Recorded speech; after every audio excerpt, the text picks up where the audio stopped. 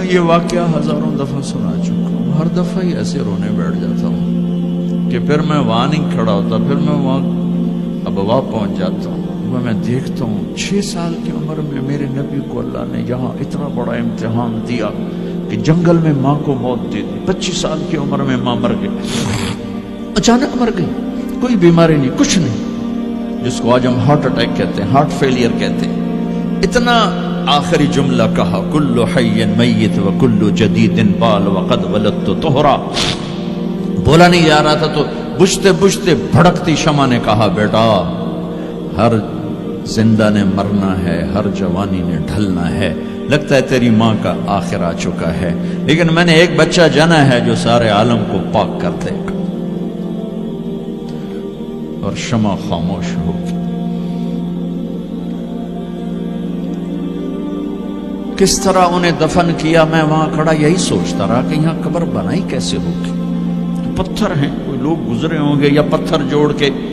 جب ایمن نوکرانی ساتھ ہیں، وہ ان کو لے کر نیچے اتری، اونٹنی کے قریب پہنچی تو آپ نے ہاتھ چھڑایا اور پھر بھاگے، پہاڑی پہ چڑھ گئے۔ ایمن پیچھے گئیں تو وہ منظر تھا کہ شاید اس وقت عرش بھی رو رہا ہوگا۔ اللہ کے نبی نے ماں کی قبر کو چمٹایا ہوتا سینے کے ساتھ، قبر پہ سے گرے پڑے، اور جب ایمن قریب آئیں تو وہ نوحہ کہہ رہے تھے کہ پتھر بھی پگھل رہے تھے کہ ماں جی آپ کو تو پتا تھا آپ کے سوا میرا کوئی نہ تھا، آپ مجھے چھوڑ کے کیوں چلے گئے، آپ مجھے چھوڑ کے کہاں چلے گئے۔ ایمن نے اٹھانا چاہا، انکار کر دے گا، میں نہیں جاتا، میں نہیں ماں کو چھوڑ کے جاتا، کھینچ کے لے گئی، گھسٹتا ہوا بچہ پہاڑ سے اتارا۔ 2 دن روتے روتے مکے کا سفر ہے، پھر کھانا بھی بند ہو گیا، پینا بھی بند ہو گیا، سوائے زمزم کے چند گھونٹ پانی کے سارا دن نہ کھاتے تھے نہ پیتے تھے، اکیلے بیٹھے رہتے، نہ ماں نہ باپ نہ بھائی نہ بہن، ٹھلو۔ 57 سال کے بعد ماں کی قبر پر پہنچے اور قبر کے سرہانے آ کر بیٹھے، گوڈے اوپر اٹھائے اور ہاتھ یہاں رکھے اور سر گوڈوں میں دے، جیسے چھوٹے بچے رونے کی پوزیشن بناتے ہیں، یہ چھوٹی جگہ میں دکھا نہیں سکتا، اور پھر جو رونا شروع کیا، اتنا روئے کہ ساری داڑھی سارا سینہ آنسو سے بھر گیا، جیسے کوئی معصوم بچہ، جیسے 6 سال کا محمد رو رہا صلی اللہ علیہ وسلم، اتنا روئے کہ وجود ہل گیا، اور پھر فرمایا کہ میں آگے نہیں جاؤں گا، میں رات یہیں رہوں گا۔ تم کیا جانو رشتے کیا ہوتے ہیں، تمہیں صرف پونڈ گننے آتے ہیں، تم سے مراد میں بھی اور سارے بھی، کہ ناراض نہ ہو جاؤ، ساری امت کا یہی حال۔ رات وہاں گزاری، ہائے کیا کہہ رہے ہیں، کاش میری ماں کبھی ہوتی، میں ایسی خدمت کرتا کہ بریڈ فورڈ والے بھی یاد کرتے، میں ایسی خدمت کرتا کہ میں عشاء کی نماز کے مصلی پر کھڑا ہوتا اور سورۃ فاتحہ پڑھ رہا ہوتا، اور پھر ادھر سے میری ماں کہتی محمد، تو میں نماز توڑ کے کہتا لبیک اماں جی، ماں جی حاضر ہوں، ماں جی حاضر ہوں۔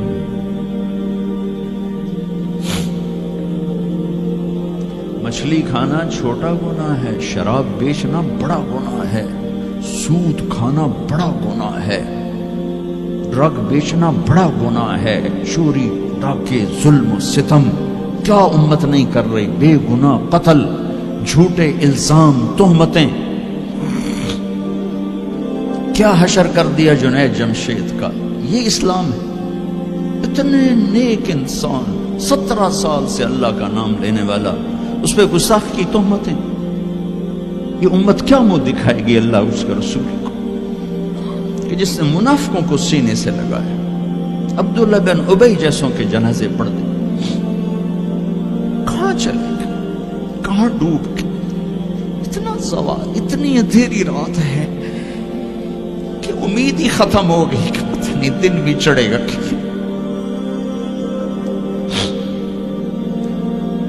دین کے نام لینے والے جب دین کو ذبح کرنے پہ آ جائیں, ممبر پہ بیٹھنے والے جب نفرتوں کی آگ بھڑکانے لائے, کس سے غلطی نہیں ہوتی. ایک پاک انبیاء کی ذات ہے جن کی زبان پہ اللہ بولتا. باقی طارق جمیل روزانہ مجھے 40 سال ہو گئے بیان کرتے ہوئے, میں خطا نہیں کروں گا تو اور کیا کروں گا. مجھ سے پوچھو تو صحیح, میں غلطی سے کہہ گئے, جان بوجھ کے کہہ گئے, ہو سکتا میں نے غلطی سے کہہ دیا. اللہ نے توبہ رکھی ہے, کفر کی توبہ. یہ میں درد سے بول رہا ہوں, زوال ہے, زوال خوفناک زوال ہے. جب ممبر پہ بیٹھنے والے دین سے اتنے دور چلے گئے. طلیحہ نے نبوت کا دعویٰ کیا اور لڑائی کی صحابہ سے. عکاشہ بن محسن جیسے بدری صحابی کو شہید کیا, اتنے بڑے مقام کے صحابی کو شہید کیا. اور حضرت عمر کے زمانے میں توبہ کرنے آیا, آپ نے گلے لگا لیا, توبہ تو سب کفر کے نبوت کے دعوے. میرا اللہ کہتا میں تو ہر بیان میں کہہ رہا ہوں کہ دھرتی گناہوں سے بھر کے ایک دفعہ کہو یا اللہ میری توبہ, تو اللہ کہتا جاؤ سب معاف کیا. یہ میں زوال بتاؤ, آج امت کتنی پستی میں چلی گئی ہے, کس قدر فرقہ واریت نے ایک اژدہا کی شکل اختیار کر لی ہے. ایک دوسرے کو سلام کرنے سے کہ کافر کافر کافر, کتے خنزیر. میرا نبی ایسے بولتا تھا.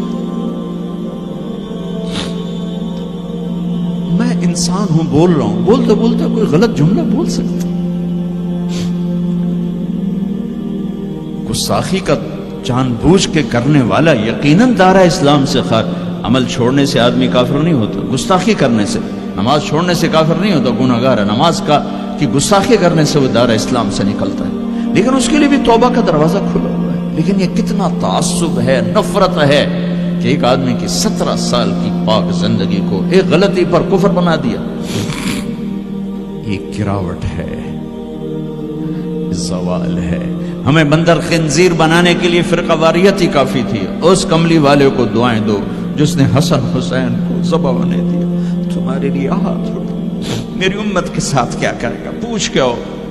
اور وہاں سے جواب آتا ہے ساتھ دوں گا.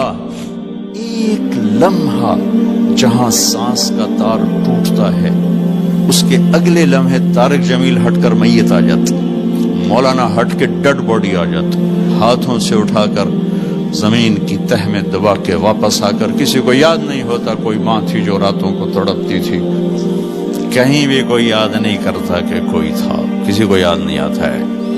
یہ بے رحم دنیا کا بے رحم قانون ہے. لہذا جنہوں نے بے وفائی کرنی ہے ان کے لیے اس وفاؤں والے اللہ کو نہ چھوڑو. جنہوں نے بے وفائی کرنی ہے ان کی وجہ سے وفاؤں والے محمد مصطفیٰ صلی اللہ علیہ وسلم کا دامن مت چھوڑو. جس دن اللہ کے سامنے پیش ہونا ہے وہ میری آپ کی عزت اور ذلت کا فیصلہ ہے, کامیابی ناکامی کا فیصلہ ہے, بلندی اور پستی کا فیصلہ ہے, جنت اور جہنم کا فیصلہ ہے. یہاں چیزوں کو تولا جاتا ہے, لوگوں کو ڈالر میں تولا جاتا ہے, سونے چاندی میں تولا جاتا ہے, گاڑیوں گھر میں تولا جاتا ہے. وہاں اللہ عمل میں تولے گا, بول میں تولے گا, اخلاق میں تولے گا. یہاں چیزوں کا وزن ہے, وہ بے وزن ہو جائیں گی. وہاں اعمال کا وزن ہوگا جن کا آج کوئی وزن نہیں. میں گالی دوں کوئی نظر نہیں آتا, میں دعا دوں کچھ نظر نہیں آتا, جھوٹ بولا کچھ پتہ نہیں, سچ بولا کچھ پتہ نہیں, حلال کمایا کچھ پتہ نہیں, شراب بیچ کے کمایا کچھ پتہ نہیں ہے. دونوں طرح نظام چلتا ہے, شراب کے پیسے سے بھی گھر چلتا ہے اور محنت مزدوری سے بھی گھر چلتا ہے.